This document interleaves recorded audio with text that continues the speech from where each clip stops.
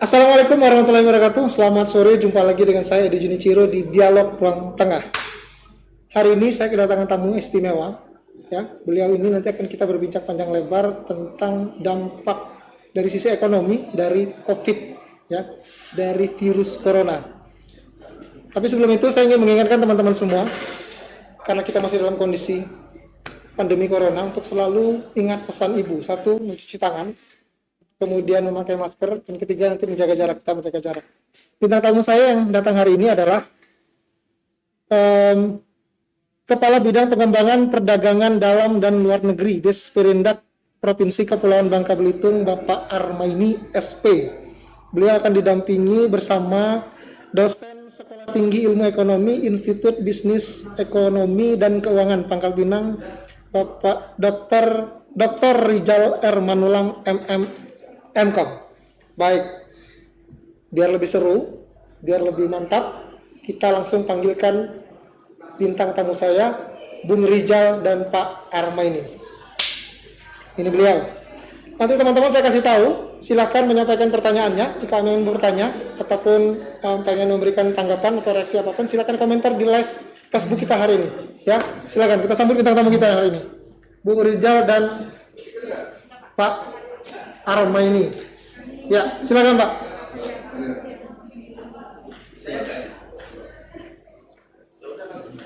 Silakan Pak Armaini. Ya. Pak Armaini boleh sebelah sini? Iya. Bung Rizal di sebelah sana. Jadi hari ini saya ketemu sama pakar-pakar semua. Mapnya tebal-tebal semua. Saya handphone satu. Tutup aja kok gitu. Aduh, mapnya tebal-tebal semua. Selamat sore, Pak Armaini, Bung Rizal. Sehat selalu ya. Alhamdulillah. Salam sehat ya. Aman ya, jaraknya aman ya kita ya. Aman. Sesuai, kita pakai masker, tapi saya izin hari ini karena hari ini kita boleh melepaskan masker karena biar suara kita lebih terdengar gitu. Ya, Pak, izin dulu ya Pak. Alhamdulillah. Dalam keadaan sehat walafiat. Oke. Baik, seperti biasa, sebelum kita memulai, saya tuan rumah Dialog Ruang Tengah selalu mempersilahkan tamu-tamu saya untuk memperkenalkan diri Pak. Jadi pendengar, penonton Dialog Ruang Tengah pengen tahu dulu nih. Silakan dari Pak Armaini dulu deh. Perkenalkan diri Pak.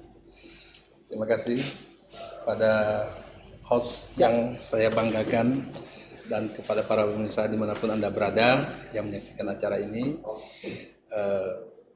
Saya nama Armaini dari Dinas Perindustrian Perdagangan Provinsi Kepulauan Bangka Belitung, yang saat ini kita menjabat di bidang pengembangan perdagangan dalam negeri maupun ekspor luar negeri. Luar negeri. Ya. Jadi bekerja kurang lebih 1 tahun, masuk hampir 1 tahun lebih di dari provinsi di bidang perdagangan. Di perdagangan ini berarti sebelumnya bukan di situ berarti? Di Dinas Pangan. Oh, di Dinas Pangan. Sebelumnya juga di pertanian. Pas berarti nanti kita ngomongin soal pangan. Insya Allah kita akan nyambungnya. Kurang lebih seperti itu. Siap. Oke, dilanjutkan oleh Bang Rizal. Baik, Assalamualaikum warahmatullahi wabarakatuh. Selamat sore, salam sejahtera untuk kita semua. Nama saya Rizal Manulang. Saya adalah bertugas sebagai dosen di Sekolah Tinggi Ilmu Ekonomi IBEK, dan pada saat ini sekaligus juga sebagai ketua senat akademik di kampus yang sama. Karir dimulai dari tahun 2020 dan basis saya di program studi ilmu manajemen. Baik, tidak usah panjang lebar. Saya sudah bilang tadi di awal-awal kita akan bicarakan full tentang dampak ekonomi dari COVID-19. Untuk memulainya, saya pengen masing-masing nanti Pak Armaini atau Bung Rizal, tentunya Pak Armaini dulu. Saya pengen Pak Armaini sejauh ini ya, kita lihat merebaknya virus corona ini udah mulai dari awal-awal tahun dan sampai saat ini. Nah, sesuai dengan tupoksi Bapak, seperti apa analisa Bapak untuk ekonomi? Ya, kalau kita melihat dari kondisi awal sejak terjadinya COVID hingga saat ini, ya tentu saja dari pergerakan kegiatan ekonomi sebelumnya bahwa semua kegiatan aktivitas khususnya di bidang perdagangan, industri, semuanya alhamdulillah sebetulnya cukup berjalan dengan baik. Ketika diberlakukan kondisi COVID secara perlahan tingkat kegiatan ekonomi kita mulai berkurang, menurun. Nah, dari kejadian itu sampai dengan semester terakhir kemarin, ya semester kedua dan ketiga, sebetulnya sudah dirasakan penurunan yang cukup tajam, signifikan, di mana kontraksi konsumsi masyarakat bisa kelihatan sangat menurun sekali. Ditambah lagi ketakutan mungkin dari kalangan pelaku usaha juga yang punya modal atau para pemerintah yang punya modal, juga dari masyarakat umum yang punya kemampuan itu melambat untuk mengeluarkan belanja konsumsinya. Nah, ini salah satu indikasi merosotnya kegiatan ekonomi di Bangka Belitung. Nah, ditambah lagi artinya semua aktivitas-aktivitas lain, terutama perdagangan, khususnya perdagangan ini kalau kita lihat ada kecenderungan di satu sisi yang bagus, tapi di sisi lain juga ada yang menurun untuk ekspornya. Kalau untuk dari sisi perdagangan, untuk komunitas yang baik dengan adanya dampak COVID ini, terutama di sektor pertanian, itu sampai dengan saat ini alhamdulillah untuk komoditas sawit cenderung justru naik, bagus malah membaik ya malah. Lada terakhir ini dengan kebijakan Gubernur Bangka Belitung dengan timuknya luar biasa, dengan memperkuat sistem-sistem yang sudah kita bangun, alhamdulillah perjuangannya tidak sia-sia. Lada mulai merangkak naik, terakhir ini sudah sampai 63.000 kalau tidak salah. 1 kilo. 1 kilo. Tentu itu sebetulnya itu masih belum sebanding dengan harga-harga sebelumnya. Kalau kita lihat juga harga di luar, ya sebetulnya jauh lebih tinggi. Nah, tapi kita tetap berupaya terus, ya, artinya melakukan pendekatan kepada masyarakat bahwa komoditas-komoditas yang bisa kita pasarkan, yang bisa kita jual itu sebetulnya contoh seperti karet yang selama ini harganya dikatakan masyarakat itu harganya murah, ini kan sudah mulai naik lagi harga karet. Sebetulnya bukan naik harga karet itu, sebetulnya harga karet yang tinggi itu sudah diketahui, hanya saja ya perlu kesadaran kita juga dari para masyarakat petani. Upayakanlah kalau ingin menjual komoditasnya itu yang memenuhi syarat standar. Karena ketika waktu itu kemarin harga karet 15.000, itu K3 100% misalnya 15.000 sampai 20.000, tapi kenyataan yang dibeli petani tengkulak kepada petani itu katanya karet 4.000 rupiah. Ya karena tengkulak yang membeli karet itu bukan ada serat tebalnya, airnya banyak, dia beli karetnya itu ada berapa persen dalam 1 kilonya itu. Ternyata 30%, jadi dihargakan lebih kurang 4.000 sampai 5.000 rupiah. Berarti kembali ke kualitas. Kualitas itu salah satu. Nah, sebetulnya kalau petani juga berupaya itu mungkin jauh lebih baik. Nah, kalau dari sisi yang lain, kalau dari sektor pertanian alhamdulillah itu bagus ya. Cuman dari sisi yang lain, artinya sektor-sektor industri. Nah, ini yang dampak yang cukup signifikan, di mana lapangan pekerjaan sudah banyak berkurang. Ditambah lagi ini mempengaruhi aktivitas kegiatan IKM atau UMKM, ya. Atau industri kecil, makro, mikro, ini sangat berpengaruh karena di situ ada ruang lapangan kerja yang harus didapatkan oleh masyarakat, tapi itu tidak dapat. Akibatnya ya mereka keluar dari itu, apa yang bisa diharapkan, Pak? Itu kan. Nah, kalau dia tidak ada harapan, akhirnya jadi pemerintah juga yang harus bertanggung jawab menyelesaikan itu. Nah, kita berharap dengan kondisi COVID yang baru ini, yang new normal ini, artinya kehidupan baru ini, kita harus bangkit. Bangkit ini kita harus secara serentak bersama-sama, punya pemikiran yang sama, ya jangan terlalu dengan COVID ini, apa namanya itu bahasanya itu? Fobia yang berlebihan. Ketakutan yang berlebihan. ya samalah pemerintah menjalankan aktivitas sebagaimana biasa, tapi standar COVID harus dipatuhi. Begitu juga perusahaan-perusahaan yang menjalankan perusahaannya seperti biasa, tapi standar COVID harus dipatuhi. Ketika itu sama pemikiran kita, sama secara ini, ya insya Allah ini akan bangkit lagi secara perlahan. Bicara soal bersama, saya langsung melirik Pak Bung Rizal. Ini mestinya Bung Rizal bisa lebih detail soal ini. Artinya COVID ini tidak hanya Bangka Belitung, ya. Artinya di dunia pun semua merasakan penurunan ekonomi, juga semua merasakan. Tapi benar kata Bapak dan saya setuju. Saya barusan memang beberapa hari yang dulu mendapatkan data bahwa ada sektor-sektor tertentu yang justru up, dia naik, betul. Ada menurun. Nah, kalau Bang Rizal sebagai dosen pengamat juga ekonomi melihat bagaimana, Bu? Karena ini kan pasti kebijakan berubah nih. Pemerintah pasti berubah kebijakan tersebut. Nah, Bung melihatnya gimana, Bu? Sejauh ini, Bu? Baik, terima kasih Bang Edi. Seperti yang telah disampaikan oleh Pak Kadis tadi, adalah sesuatu yang memang harus menjadi perhatian kita, khususnya masyarakat. Dalam hal ini partisipasi masyarakat dibutuhkan. Bahwa petani kita saat ini dalam kondisi hatinya itu gembira. Mereka dalam posisi yang senang. Data menunjukkan dapat bisa kita lihat dari NTP, nilai tukar petani itu terjadi kenaikan 2,49%. Kita mundur lagi dari sejak bulan Juni, ternyata tren kenaikan untuk NTP petani ini juga relatif positif. Artinya jangan sampai kita buat sesuatu yang justru tidak berkontribusi kepada suasana hati dari petani-petani kita untuk tetap terus menjalankan fungsi dan tugasnya. Ditambah juga kita, termasuk saya, untuk berpartisipasi masuk ke dalam sektor pertanian yang disampaikan oleh Bapak Kadis tadi. Sektor pertanian seperti yang diketahui ada beberapa juga yang turun, Pak, ya.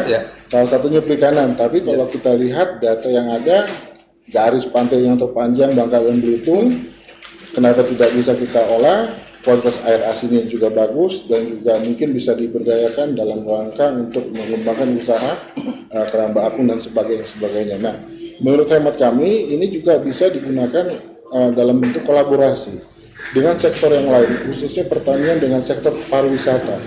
Ini menurut kami ini akan menjadi penyangga bahkan perekonomian Bangka Belitung di masa yang akan datang, saling menguntungkan dan bahkan bisa bersinergi satu dengan yang lain. Walaupun mungkin ada sektor-sektor yang mengalami kontraksi seperti halnya perdagangan, pengolahan dan sebagainya, jangan lagi kita terlalu jauh untuk ketakutan dalam konteks COVID ini. Kenapa? Percayalah sama pemerintah daerah. Kenapa saya mengatakan demikian? Kita lihat data sejak diumumkannya Provinsi Kepulauan Bangka Belitung, provinsi salah satu 5 yang terbaik di dalam menangani krisis pandemi oleh Presiden Jokowi. Kita bisa melihat di secara pergerakan yang cenderung kepada arah positif. Artinya apa? Artinya para pemimpin kita ini memiliki kemampuan untuk mengelola krisis yang dimaksud. Bahkan berdasarkan catatan ada beberapa kebijakan yang sudah diambil yang menurut saya itu adalah kebijakan yang berat. Menutup lalu lintas manusia, armada, dermaga dan pelabuhan juga ditutup dari mulai satu penerbangan satu hari sampai tidak ada sama sekali. Itu adalah sesuatu yang berat. Tapi hasilnya sekarang kita bisa menikmati, ya kan? Kita bisa berinteraksi di gedung Bangka Pos ini, kan seperti itu. Nah, jangan sampai nanti hal ini justru kita tidak manfaatkan. Jangan sampai sia-sia gitu ya, Pak. Bapak-bapak kita yang sudah melakukan koordinasi dan sedemikian rupa, tidak kita manfaatkan untuk menghadirkan dan menciptakan nilai tambah. Baik itu untuk nilai ekonomi dan juga nilai sosial. Saya yakin ada perubahan dan bahkan tadi sebelum saya datang, pertama kali saya sapa bapak kita ini, saya bilang, Pak, selamat ya, akan rebound ini sepertinya. Ya, amin. Seperti memang di sana. Bukan saya yang mengatakan, tapi datanya kita lihat. Akan rebound di tahun 2021. Nah, ini mau diapain? Apakah memang kita hanya menunggu? Saya rasa tidak. Lalu bagaimana? Apakah hanya sektoral? Oh tidak. Partisipasi masyarakat. Termasuk generasi muda kita, termasuk anak-anak kita yang mungkin off dengan tanda kutip, nggak ke kampus, nggak ke sekolah, malah cenderung main game dan sebagainya. Ayo ajak ke pantai, ajak ke lapangan, ya kan? Ajak ke lahan-lahan yang memang bisa dioptimalkan untuk kita berdayakan dalam rangka mendukung sektor pertanian. Jadi partisipasi masyarakat ini Sangat-sangat penting sekali ya. Betul Pak. Ya. Ya. Berarti tentunya sudah ada Ya. strategi baru, pemikiran baru, ataupun kebijakan baru yang pemerintah dalam hal ini bidang dalam perdagangan sendiri, dalam negeri sendiri, untuk ribuan ini sendiri, Pak. Ya. Itu seperti apa Bapak melihatnya, Pak? Ya, alhamdulillah. Jadi untuk kita di Dinas Perdagangan dan Perindustrian Provinsi Bangka Belitung, kita sudah punya kebijakan yang nyata, bukan retorika atau wacana. Salah satunya tadi bagaimana lada kita bisa masuk cepat pemasaran di pasaran dunia. Kita sudah buka sistemnya, aturan mainnya, dan alhamdulillah semua para pelaku usaha sudah mengikuti jejak kita. Artinya ini satu kesempatan baik, kesempatan positif untuk kita mengendalikan itu semua. Nah, kedua, artinya kebijakan kita juga di bidang industri. Nah, kita juga sudah bagaimana industri-industri besar, sedang maupun kecil ini kita jor-joran, kita galakkan, termasuk pendekatan untuk memudahkan maksudnya investasi baru di bidang industri. Jadi, alhamdulillah dalam waktu dekat juga nanti ada industri yang bisa berkembang lebih besar lagi, baik di Bangka Selatan maupun di daerah Pangkal Pinang ini. Itu memang sudah lama atau itu kita jemput bola langsung atau? Ya, sebagian rekan-rekan kita baik dari dinas terkait juga dia sampai jemput bola dengan timnya itu mengadakan pendekatan untuk dan itu terjadi di masa COVID ini. Iya, dalam suasana COVID ini luar biasa, ini nanti akan kelihatan nanti. Makanya saya bilang tadi, artinya di masa krisis COVID teman-teman tetap bersemangat kan gitu kan? Tidak kemudian terjun ikut melempem gitu kan? Nah, itu. Kami alhamdulillah COVID ini sebetulnya tantangan positif, bukan tantangan negatif. Ya, jarang loh yang kayak gini nih. Iya tuh. Iya kan? Kita harus patut untuk memberikan apresiasi. Kita optimis loh. Iya. Saya yakin karena gerakan yang dilakukan oleh pimpinan kita, Pak Gubernur kita yang saat ini luar biasa, yang semestinya ini harus disikapi positif oleh publik, oleh masyarakat. Jangan melihat satu sisi saja. Banyak sisi yang harus kita perhatikan. Nah, ada juga tadi sempat pada awal kita bicara tadi ya, ini perlu juga kesempatan lab ini bisa diketahui semua publik maupun yang memang yang mengambil kebijakan di bidang itu, terutama berkaitan dengan pendidikan terhadap dampak COVID-19 ini. Nah, karena ini ada pengaruhnya di sektor real, artinya gerakan masyarakat, gerakan dunia usaha juga akan berdampak di situ. Karena kita tahu jumlah penduduk tadi Pak ya, rata-rata hampir 1.500.000 lah Bangka Belitung ini kurang lebih. Nah, saya ambil 50% saja, mungkin 750.000 ya. Ku kecilkan lagi lah 500.000 saja yang punya anak 2 yang masih sekolah ya, Pak ya, yang masih sekolah. Nah, anak 2 yang masih sekolah ini sekarang kan ada di rumah menggunakan gadget. Anak yang di rumah menggunakan gadget ini, anak saya sendiri di rumah sampai jam 10 malam, jam 11 malam belajar apa gadget ini? Main game katanya. Nah, dari sini saja saya hitung satu hari 20.000 saja Pak. 20.000 satu hari kali 500 kali 2 anak. Ini kuhitung-hitung. Betul. Yang menikmati PAD itu apakah Bangka Belitung, apakah operatornya? Masuk akal. Kutanya dulu. 1 miliar satu hari dinikmati PAD Bangka Belitung masuk atau operatornya? Nah, ini mohon dipertimbangkan lagi kebijakan seperti ini. Alhamdulillah kalau ini ada kebijakan baru, anak sekolah sudah mulai masuk, artinya diharapkan ini mulai. Karena kalau anak sekolah masuk, COVID tetap protokol COVID dijalankan, dibatasi ruang geraknya, diatur oleh guru-gurunya. Gurunya juga iya, jangan sampai kurang selama digaji terus, ya harus berbuatlah, membatasi para siswanya, mengatur tata letaknya, mejanya, cuci tangan, tetap diatur. Nanti kantin-kantin hidup lagi. Ketika kantin sekolah itu, ekonomi jalan lagi. UMKM juga muter lagi. keluar lagi Pak.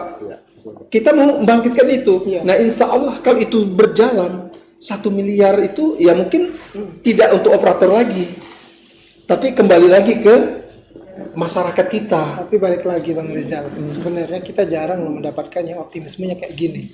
Ya enggak? Artinya sebenarnya pemahaman yang seperti ini harusnya kan satu. Iya. Benar enggak? Betul. Harusnya pemahaman Harus satu. bulat. Harus bulat kan? Benar enggak Bang Rizal? Betul. Harusnya begitu. Bang Rizal mungkin lebih tahu soal itu. Artinya kita mungkin bisa memaklumi, ya kan? Artinya intensitas dari aspek kejiwaan untuk mengelola sesuatu di masa pandemi ini memang membutuhkan ekstra segala sesuatunya. Terkuraslah segala sesuatunya di situ. Artinya kita juga sebenarnya harus realita menghadapi kejadian ketika memang sudah dinyatakan sebagai daerah yang mampu menangani COVID, itu sesungguhnya seperti yang Bapak Kadis sampaikan tadi harus menjadi bahan pertimbangan agar perputaran itu bisa berjalan, ya kan, dengan baik. Kalau memang bulan Juli tanggal 5 itu dinyatakan memang bagus menangani COVID, Agustusnya lah sekolah diaktifkan kembali. Saya rasa mungkin berputar ya Pak ya. Insya Allah. Iya. Saya setuju sebenarnya. Mungkin ketakutan yang berlebihan tadi itu loh menjadi Itulah. bagi semua. Dampaknya semua. Iya. Di sisi yang lain juga saya berani berbicara begini karena juga sudah mendapatkan informasi apa yang kita dapati bahwa vaksin, ya kan, diduga ya kan akan didistribusikan akhir bulan Desember. Artinya di sini kita sebenarnya juga harus bisa review kembali terkait dengan tentunya penanganan COVID dan bagaimana untuk kembali riset ya pola hidup kita kan gitu ya. Dan ini nggak bisa kita berbicara dari sudut pandang sektoral. Ini harus ada kolaborasi satu dengan yang lain seperti yang saya sampaikan tadi. Mungkin waktunya sedikit telat Pak ya, tapi tidak ada yang telat sebenarnya kalau untuk memutarkan duit untuk berkontribusi kepada penciptaan nilai di tengah masyarakat kita kan. Tapi saya pikir apa yang dilakukan oleh pemimpin kita, Gubernur mungkin udah on the track sebenarnya. Luar biasa. Tinggal bagaimana teman-teman di bawahnya. Di bawah menyikapi tinggal itu mengimplementasikannya dengan pemikiran seperti yang sama. apa. Ya kan? Yang penting pemahamannya harus sama dulu nih. Betul. Bener nggak Pak Iman? Jadi apa yang ini dengan yang ada di seputaran Bapak juga beda jangan-jangan. Ya, justru itu kita berharap bahasanya gubernur itu harus kita sikapi cepat, kita jabarkan sesuai dengan kepentingan kita, kewenangan kita masing-masing, tapi tetap bersatu. Misalnya kita bicara peningkatan ekspor, ini contoh satu. Pak Gubernur upayakan dalam tahun ini atau ke depan ekspor meningkat. Nah, ekspor ini siapa saja yang terlibat, tapi mindsetnya satu itu. Kami perdagangkan mungkin regulasi kita sederhanakan, aturan main pun dimudahkan. Apalagi yang menjadi penghambat-penghambat ekspor hilangkan. Kira-kira bakal menyulitkan ya dipangkas. Dipangkas. Termasuk misalnya dari karena kalau sudah bicara ekspor kan artinya ada 3 di situ, baik dari sisi kualitas, kontinuitas produksi itu yang harus menjadi perhatian. Nah, bagaimana kesiapan kontinuitas produksi, volume barangnya harus kita siapkan juga. Nah, jadi ini harus sepakat, harus kompak. Oh, yang membidangi UMKM, alhamdulillah sekarang udah jor-joran pun.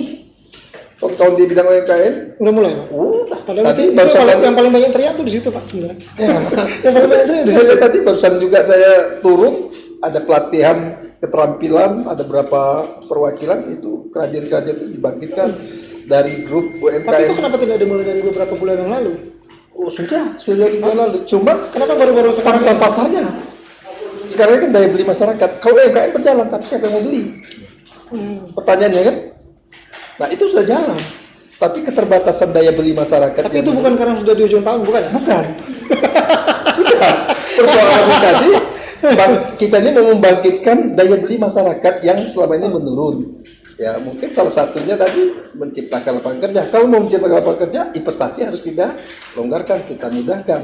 Kawan-kawan harus beri ruang, jangan dipersulit. Nah, itu benar dan memang harusnya saya setuju tadi apa yang dibilang Pak Armaini di awal dan Bung Rijal dari awal juga. Sebenarnya kita harus merapikan dulu mindset kita tentang COVID dulu. Ya, nggak? betul. Itu yang penting Itu perlu satu. dulu. Itu yang paling penting Sama pertama kan? kali dulu kan. Ya. Karena takutnya nanti berbagi informasi yang beredar, kita tangkap masing-masing, berbeda pula. Ya, Otomatis cara implementasikan juga berbeda. beda, betul. Dan itu tentu berdampak pada pengambilan keputusan di masing-masing. COVID itu oke lah, kita setuju. COVID harus kita jaga. Kesehatan harus kita perhatikan, Pak. Ya. Tapi kan perut juga harus diperhatikan juga. Rakyat kan butuh makan. Nah, oleh sebab itu pemerintah punya cara juga di satu sisi. Nah, kita harapkan juga baik pemerintah pusat, provinsi, kabupaten kota harus sinergi. Sekatan jadi sejalan. Itu saya ceritakan awal tadi yang waktu sebelum minta bahwa mengapa zamannya sebelumnya itu kita ada sisi baiknya juga yang sebelumnya. Kita ambil contoh yang baiknya. Kalau yang tak baik kita buang jauh-jauh. Yang baik tentu kita ambil, Nah, yang nggak baik ambil. kita lupa. Contoh, kalau kita bicara sudah satu komando A dari atas, zaman dulu swasembada pangan, berhasil swasembada pangan karena satu komando. Otak kita, mindset kita swasembada pangan, Pak. Jadi dari presiden sampai para menteri, sampai para gubernur, bupati dan wali kota, sampai ke tingkat daerah swasembada pangan. Nah, kalau kita dari pusat, misalnya saat ini, kita selesaikan COVID dengan cara gini, nanti provinsi lain lagi caranya, ke kabupaten kota lain lagi caranya. Ya sampai kiamat kita nggak bisa menyelesaikan. Iya, Artinya itu. penjabarannya beda-beda. Nah, gitu. jadi saya yakin mungkin alhamdulillah dengan kekuatan dan pemahaman dengan kesadaran kita juga tidak hanya di pemerintahan juga di tingkat masyarakat pun ya harus mendukung juga. Ya, Pastinya begitu, Ya. harus dukung kan.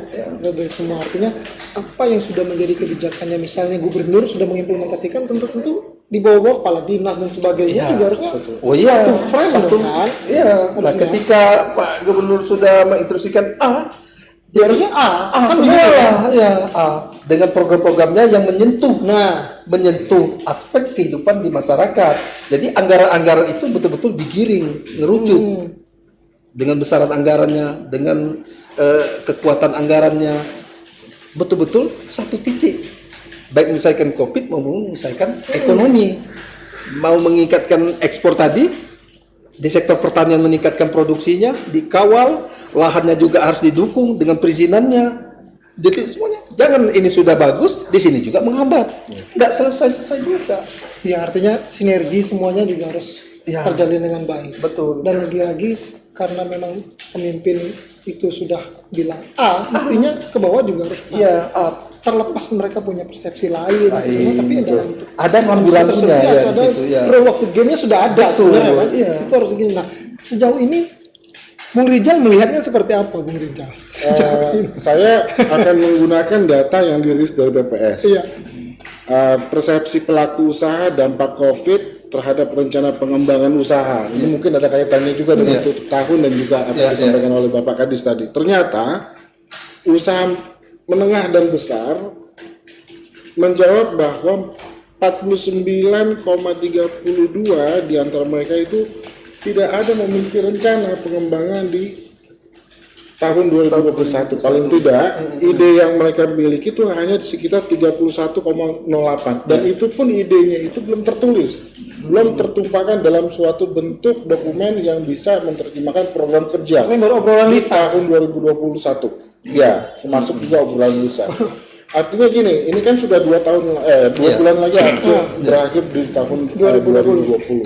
Dan kita sudah melihat perkembangan penanganan COVID oleh pemerintah daerah ini sudah sangat-sangat luar biasa. Luar biasa. Tentunya kita berharap ada loh terobosan-terobosan, paling tidak program kerja yang memang tadinya memang tertunda, buatlah ya kan program kerja untuk tahun 2021. Ya udah kita naikkan 20% untuk ekspor balok timah kita. Mendorong ya kan? artinya mendorong ekspor. Kita ayo datang lagi ke mana namanya ke smelter. Nah, kalau memang itu memang adalah merupakan sebuah komoditas yang memang memiliki pengaruh yang cukup kuat dalam pertumbuhan perekonomian Bangka Belitung, kan seperti itu. Jika memang ada hal-hal yang harus dilakukan, itu adalah tentunya tanggung jawab pemerintah daerah untuk mengkondisikan segala sesuatunya lintas vertikal pemerintah baik sampai ke pusat. Saya rasa masuk akal loh kalau memang perizinan-perizinan yang mungkin dirasa ngejelimet itu bisa dikurangi kan seperti itu Pak ya. Ini lagi-lagi bukan berarti untuk memerdekakan satu sektoral saja, tetapi ya ini adalah merupakan kebutuhan perut masyarakat Bangka Belitung. Suka nggak suka ya memang harus dijalankan seperti itu. Iya, harus dijalankan. Betul. Jadi artinya ini yang menjadi perhatian kita. Nah, bagaimana untuk yang usaha menengah kecil? Ternyata mereka menjawab bahwa 44,1% baru menggagaskan rencana yang akan dijalankan tahun 2021 dalam bentuk format ide. Ini juga belum tertuang di dalam sebuah dokumen. Bahkan data juga menunjukkan 38,30% di antara mereka menjawab tidak tahu apa yang harus mereka lakukan nanti tahun 2021 kan seperti itu. Sehingga kita tentunya mendorong ya keberadaan mereka memang adalah usaha ataupun sektor yang cukup terpapar oleh karena COVID, permintaan mungkin minus dan sebagainya kan gitu ya, ada yang pemondokan kembali karyawan dan sebagainya, tapi inilah momen yang paling tepat untuk bisa kembali bangkit. Dan saya setuju apa yang disampaikan oleh Bung Rizal. Memang ini momennya sebenarnya adalah momen kita yang paling tepat. Karena tidak semua daerah mendapatkan momen ini. Sebenarnya ini kesempatan kita. Nah, kalau Pak Arma ini sejauh ini ya apa sih yang sudah dilakukan teman-teman dari Dinas? Terutama bidang-bidang Bapak. Bidang Bapak kira-kira. Ya, alhamdulillah terutama sesuai dengan program dan kebijakan kami di bidang kita. Salah satu misalnya kaitan bagaimana kami menjamin pasokan kebutuhan bahan pokok. Artinya ini selalu kami sudah terlaksana dari awal atau monitor tiap hari malahan. Seperti contoh ketersediaan pasokan stok barang sembako bahan pokok. Ini harus kita jaga betul. Nah, kita tahu bahwa kondisi masyarakat lemah. Kita buat agenda operasi pasar.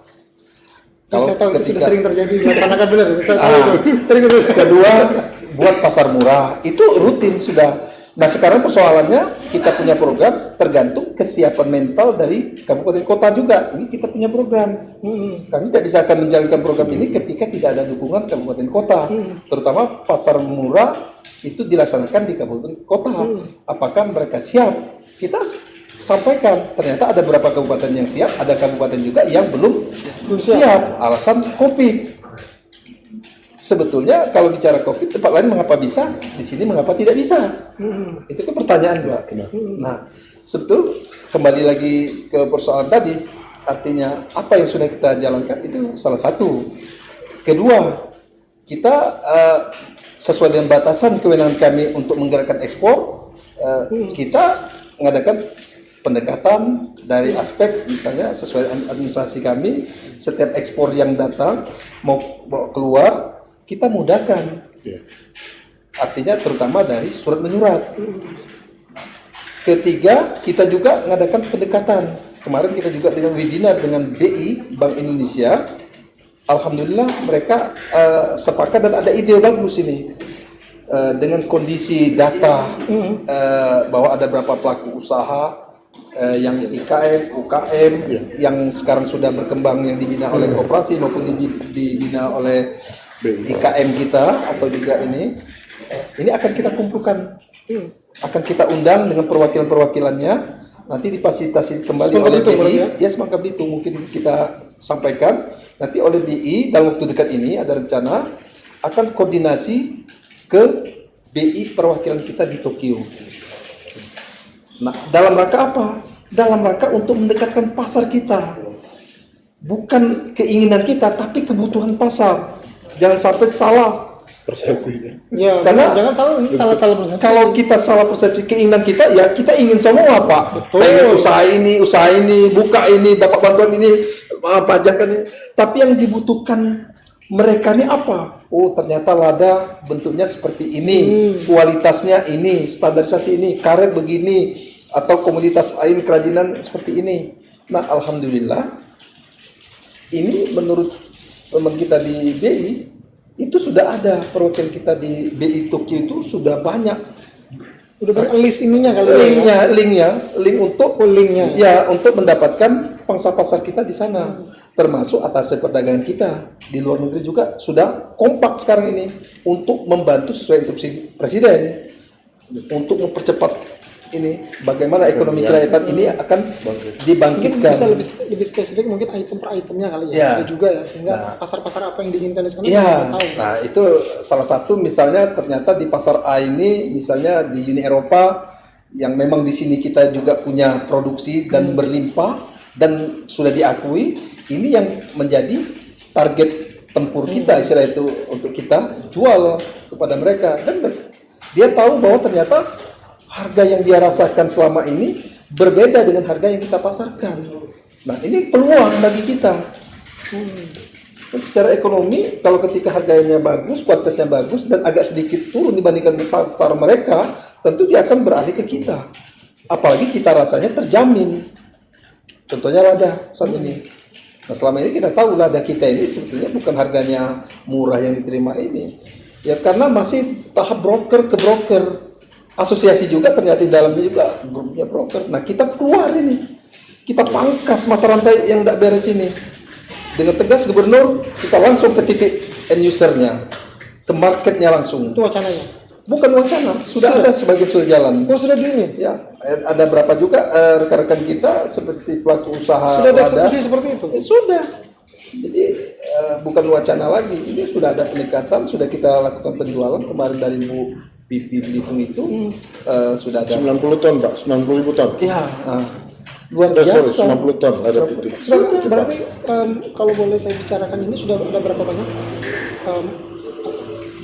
apa kita nyebutnya pengusahanya ya? Apa Ya pesannya? artinya kalau dari sisi pengusaha, alhamdulillah untuk jaringan distributor eksportir kita sudah kita kendalikan ini. Berarti kita Ketika nggak melalui broker lagi, kita langsung. ya kita harapkan langsung kalau broker ini silakan namanya pasar kita tidak Ya. bisa Intervensi. Pak. Tapi kita juga berharap dengan jati merah putihnya pengusaha kita juga harus ikut membantu masyarakat kita karena ini tidak bisa dipisahkan antara petani produsen, pendistribusi pemasar pelaku usaha juga ke marketnya. Ini tidak bisa dipisahkan. Oleh sebab itu pemerintah sudah membuat satu jaringan yang selama ini sebetulnya kalau dari dulu ini sudah terbangun mungkin sudah beda lagi Pak, tapi tidak ada waktu terlambat. Kita sudah Tidak bangun. terlambat, kalau nggak dicoba malah lebih terlambat. Ya, betul. Alhamdulillah kita sudah bangun mulai dari koperasinya untuk membeli ladanya, ada anggarannya sudah kita siapkan.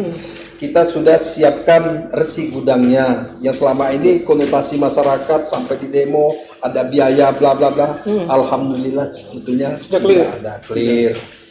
Saya ingin coba yang bilang ada biaya, datang dulu ke resi gudang, jual ladanya, ada nggak biaya? Dikenakan tidak? Nah, resi gudang itu tempat menitipkan barang, nanti dikasih sesuai dengan standar kualitas yang benar, Ya. dikasihlah resi. Resi itulah sebagai jaminan untuk mendapatkan dana awal. Jadi para petani yang perlu belanja jual ke tengkulak cepat, ini juga bisa cepat. Sama, pemerintah juga ada duitnya, kan gitu. Ada, pemerintah ada. Melalui yang dikelola oleh BMD. Nah, dari RC Gudang, kita juga ada tawaran bursa yang sudah kita siapkan juga. Bursa ini untuk membatasi para mafia yang tidak bertanggung jawab memasarkan lada. Jadi kita dengan adanya bursa nanti secara tidak langsung harga-harga lada kita sudah kelihatan siapa pasar yang berani membeli harga tinggi. Ketika harga itu bagus, kita tawarkan yang pemilik lada. Nih harganya bagus. Mau nggak? Kita ketok palu, kita lepaskan. Ini berarti sudah ada. Di samping itu pemasarannya juga kita sudah satu pintu. Kita juga sudah bentuk KPB. Sudah BP3L-nya sudah berfungsi secara baik, tidak seperti dulu administrasinya tidak jelas. Sekarang kita tuntut administrasinya, kerjanya juga benar, sehingga bisa dipertanggungjawabkan di kemudian hari. Bukan hanya kepada pemerintah, tapi pada publik juga. Karena semua yang dilakukan oleh pemerintah ini untuk masyarakat. Artinya sebenarnya sistemnya sudah terbentuk Sudah sedemikian terbangun, rupa sebenarnya ya. diperkuat. tinggal Mana? bagaimana mungkin mengembalikan trustnya. Nah, Trust di masyarakat kepercayaan itu masyarakat kan, ini yang harus bagaimana kita kita kuatkan ya. bangunkan lagi, kan? Salah satunya kita turun ke lapangan, sosialisasi. Kita harapkan juga para media juga membantu. Itu dia. Ini artinya promosi medianya sangat kental sekali. Ya, yang penting Pak Armani hubungi sering-sering Bang Siap. Apos lah. Kan Siap, gitu, siap, kalau di siap. bangku Bang Apos. Alhamdulillah. Kalau sering-sering hubungi Bang Apos ya pasti bantu sosialisasi kan gampang. Dan juga ada yang hubungi masalah ayam kan, ya kita sampaikan apa penyebab ayam. Ada yang nakal di situ, ya kita ambil tindakan. Ketika dia bandel lagi, ya itu urusannya lain. Ada, jadi kata kami pemerintah tinggal diam terhadap harga ayam tinggi, kita turun. Jadi kaitan dengan persoalan ini, di satu sisi memang kewenangan kita di perdagangan untuk melakukan itu, menjaga stok, artinya mengatur tata niaga pasarnya, mendekatkan pasarnya. Ini sudah kita lakukan semua dengan teamwork yang kita siapkan. Artinya memangnya benar Pak, kali ya Bung Rizal lah. Memang sistemnya sebenarnya sudah terbentuk sedemikian rupa. Tinggal bagaimana lagi pelan-pelan mereka lebih mengembalikan lagi kepercayaannya masyarakat itu sendiri. Nah, Bung Rizal sendiri melihatnya seperti apa Bung Rizal sejauh ini Bung Rizal? Karena ternyata diam-diam Pak Armani ini sudah bergerak sudah lebih dulu cek udah jalan nih. Udah banyak hal yang sudah banyak. Tapi mungkin beliau agak jarang hubungin Bang Kapos. Jadi agak expose kan. Kalau dia sering kan kami selalu siap untuk, bahkan kami senang sekali ketika memang ini untuk publik, jadi masyarakat lebih tahu ini sebenarnya yang terjadi, ini kondisi yang faktual, ini yang tapi kontekstual. ini bahasa beliau nih Bung Rizal. Nah kalau Bung Rizal melihat realitanya seperti apa? Perniagaan atas komoditas selada memang sepertinya sudah 2 tahun yang lalu Pak ya, sudah mulai dipropos dan dijalankan bahkan. Namun ketika ada aspirasi masyarakat yang mungkin saja mempertanyakan, itu adalah sesuatu hal yang wajar karena memang itu adalah salah satu bentuk bahkan tanggung jawab dari dinas pemerintah untuk dapat mensosialisasikan, melakukan edukasi dan sebagainya. Tentunya sekali lagi saya melihatnya jangan sampai nanti upaya yang sedemikian lama dibuat, konsentrasi atas pikiran dan sebagainya dicurahkan, tidak menghadirkan nilai yang bermanfaat. Dan oleh karenanya kami melihat time frame-nya sudah benar, sudah sangat jelas, dan tentunya harus ada mungkin tindakan lebih lagi dari pemerintah untuk mungkin menyiasati kali ya pendekatan kepada masyarakat, sehingga masyarakat itu juga lebih mendapatkan informasi yang utuh Pak. Tujuan utamanya adalah ya sekali lagi yang saya sampaikan tadi, meningkatkan partisipasi masyarakat. Kalau misalnya memang dilihat tanaman lada sudah sangat menjanjikan dengan adanya regulasi dan bahkan intervensinya pemerintah, saya rasa tidak ada lagi alasan untuk menolak, berusaha dan juga berupaya dalam mengembangkan sektor itu kan seperti itu. Kemarin itu kalau nggak salah ke Jepang Pak ya, lada putih ya, 2 bulan yang lalu Pak ya, 90 ton. Dan ada lagi yang namanya Nipa itu kalau nggak salah lagi akan ada Nipa juga berlanjut. Saya dapat informasi terbaru akan terjadi ekspor. Sehingga ini adalah cangkang sawit.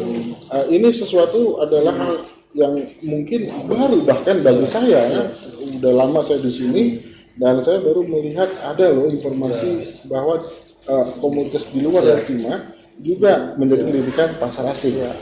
Seharusnya ini akan menjadi momen kali ya untuk bisa dan ada beberapa komoditas yang memang sudah kita upayakan berjalan, bahkan ada juga komoditas-komoditas yang akan mengikuti rencana ke depan ini, termasuk industri-industri yang mungkin nanti nanas, ini sudah juga berkembang bergairahnya masyarakat tanaman orang yang nilai ekspornya jauh lebih bernilai.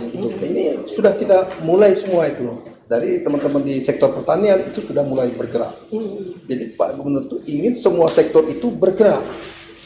Artinya dengan waktu yang memang kita tahu kondisinya saat ini, COVID yang memang sudah dianggap begitu, tapi kita bukan menyampaikan COVID, tapi tetap kita patuhi itu tapi kegiatan aktivitas harus kita jalankan. Artinya boleh kita buat semangat, artinya COVID justru tidak membatasi kita untuk tetap. Betul Pak. Jadi jangan ada sampai COVID gara-gara terbatas kerja lah. drop. Iya.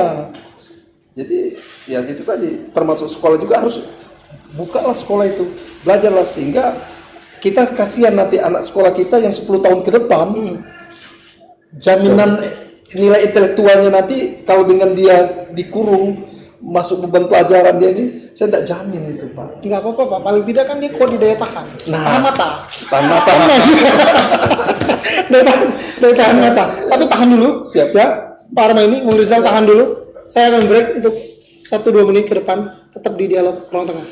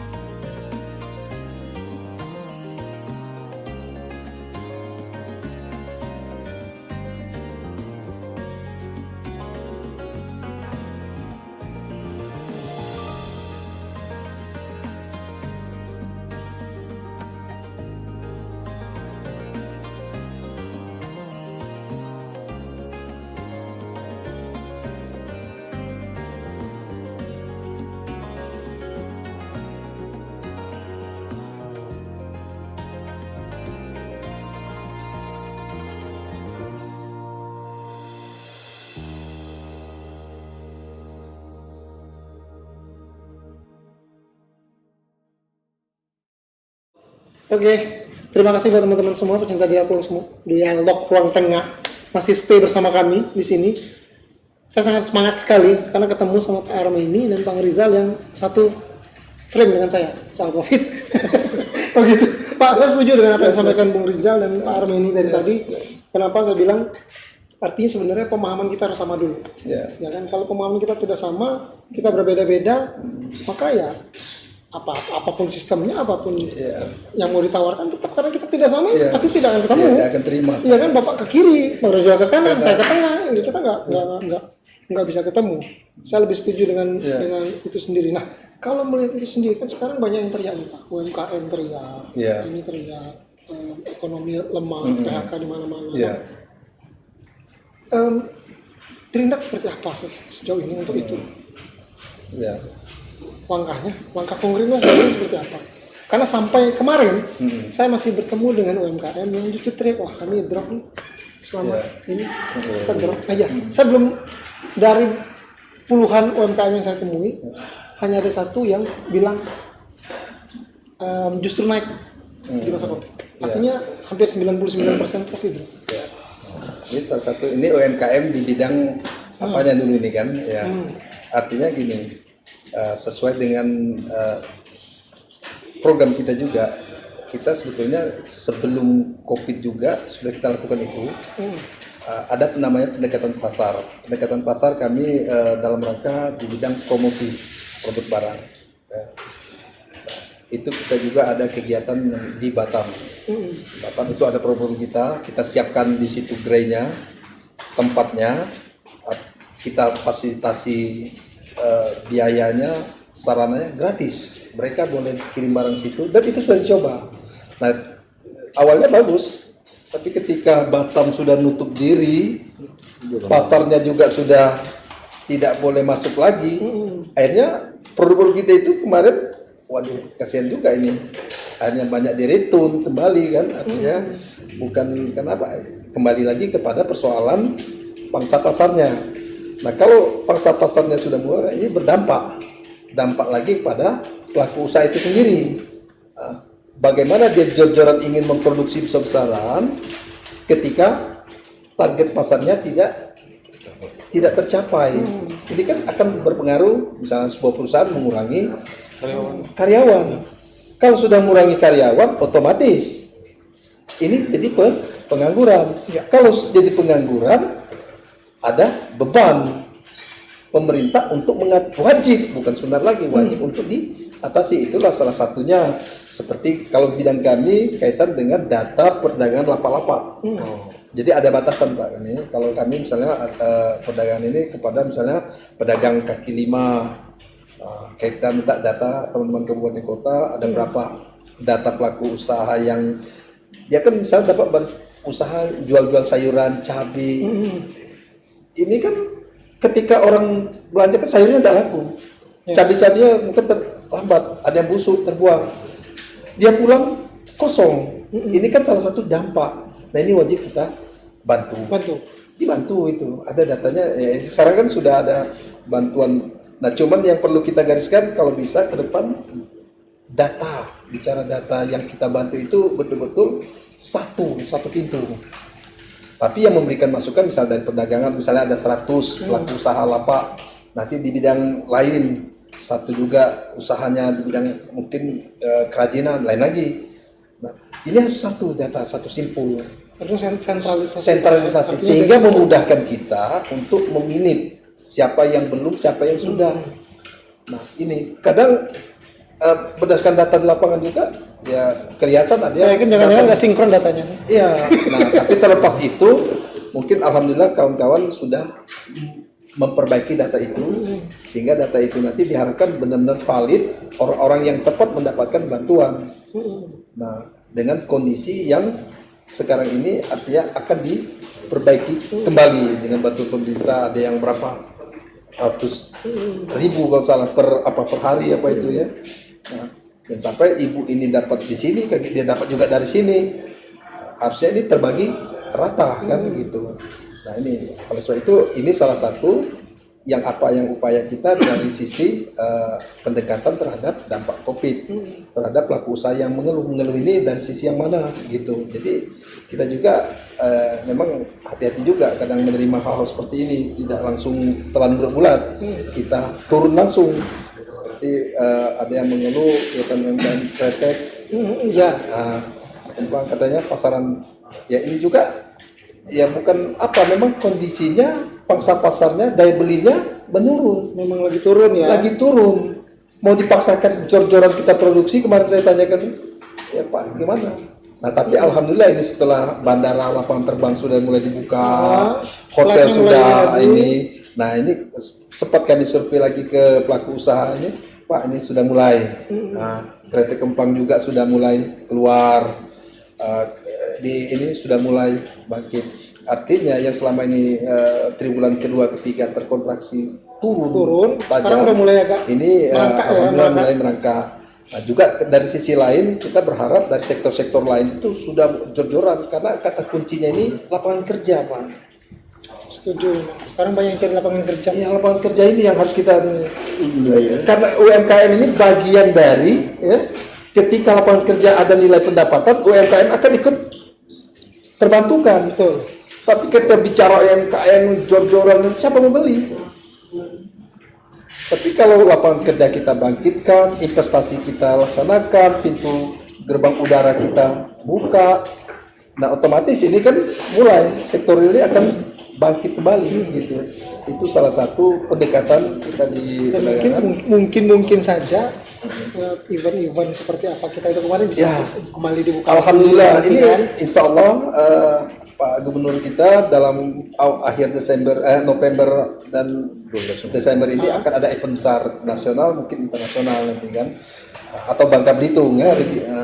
Nah dengan event itu ini Jadi artinya awal ya hotel sudah penuh, ya. UMKM juga sudah mulai bangkit, kita fasilitasi ruangnya, silakan ramai. Tapi kalau kita lihat Pak Bangka Belitung ini kayak contoh malam minggu kita lihat ramai jadi nggak ada pengaruh. Tapi gitu. jangan lupa, walaupun ramai, walaupun meriah, protokol kesehatan tetap harus berjalan. Kan itu penting Pak. Benar nggak? Itu penting. Itu yang ini bukan karena kita tidak percaya atau apa, bukan. Tapi kita sudah ada protapnya kan. Ya. Tinggal ikutin aja kok Pak. Betul, Benar nggak? betul, Protokol kesehatan. Ya. Patuhi pesan ibu, cuci tangan, pakai masker dan jaga jarak kan udah gitu loh. Ya, betul. Benar nggak? Betul. Kalau ketemu cuci tangan, udah. Insya Allah kan. Insya Allah. Ya. Perkara nantinya seperti apa, mau apa ya Allah alam.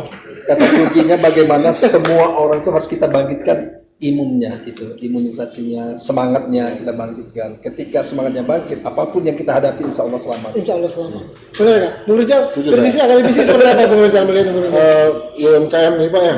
Iya. Jadi kalau memang bisa ya mungkin bisa dipertimbangkan segera dibuat klasterisasi Pak, Iya. ya kan? Artinya bisa berdasarkan karakteristik baik jumlah pegawai ataupun omset dan sebagainya, dan itu benar-benar dijaga sedemikian rupa agar jika memang harus ada lagi hal seperti yang kayak gini, ini kan kehadiran pemerintah harus ada nih, Iya, Pak, iya, ya kan? Itu iya. langsung bisa terdata dan juga bisa terdistribusi dengan baik. Ya mungkin ini sedikit yang bisa kita pertimbangkan untuk masukkan kepada dinas Bapak Ya. dalam rangka untuk dapat mengembangkan UMKM. Di satu sisi pelaku UMKM ini juga harus menyadari bahwa yang mereka hadapi sekarang pasarnya itu sedikit berbeda. Pasar yang dihadapi ini kan adalah sedikit hyper competition ya, artinya semuanya berkompetisi.